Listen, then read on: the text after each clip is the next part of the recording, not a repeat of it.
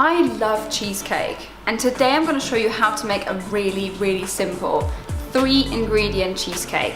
Very nice. All we need is some white chocolate, cream cheese and eggs. And we're going to start by popping in our egg whites and the butterfly whisk attachment, and we're going to fluff them up really nicely. Right, I'm just going to drop them right in, and now we're going to mix them so they're really nice and stiff. Egg whites are stiff, and let's just pop them into a separate bowl for now, because we're going to need those again later. I'm just going to take this with my spatula and pop them right in here. Now you can just use the bowl as it is, just make sure you've scraped out as much egg as possible. And if it's really warm where you are, refrigerate these in the meantime while you're making the rest. I'm going to pop the chocolate right in here now. I've got white chocolate, that's my second ingredient. And I'm just going to chop that up, and then we're going to melt it. Now we're going to add in the last bit, and that is some cream cheese. Just got a little bit of cream cheese here, and some egg yolks. I've just separated my eggs at the beginning, so now I'm adding in the egg yolks. And that's all of our 3 ingredients, everything we need. And we're going to combine this nicely, and then we're going to fold it under the egg whites. Now it's all done, the mixture is all nicely incorporated, and we're going to fold it into our egg whites now. I'm just going to take my spatula, and I'm going to fold it in here. I've had 1/4 ingredient to this. You don't have to do that, but I just wanted a little bit more summery right now, because I really feel like a summery snack.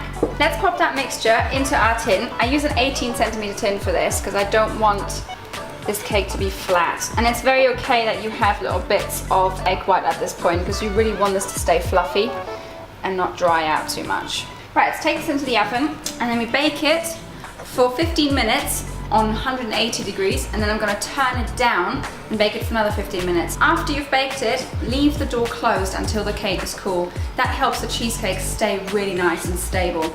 Let's do it.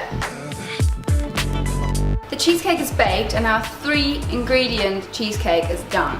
It does go a little bit darker at the top because it caramelizes, so if you don't like that, just put some foil over after the first 10 minutes. Now I'm just going to release it very carefully and make sure doesn't fall apart. It's a delicate situation, this. So I'm going to cut into this bad boy, even though it's really warm, just to show you the inside and how fluffy it is. See, it's really fluffy, fresh out of the oven. And I think these raspberries are going to make it really pretty as well. Okay, let's pull it out. Look at that. That's a fluffy, amazingly spongy, perfectly cooked cheesecake. And if you want to make something like that and try this wonderfully 3-ingredient cheesecake, go ahead and follow the link below and subscribe to my YouTube for more amazing videos. Thanks, guys.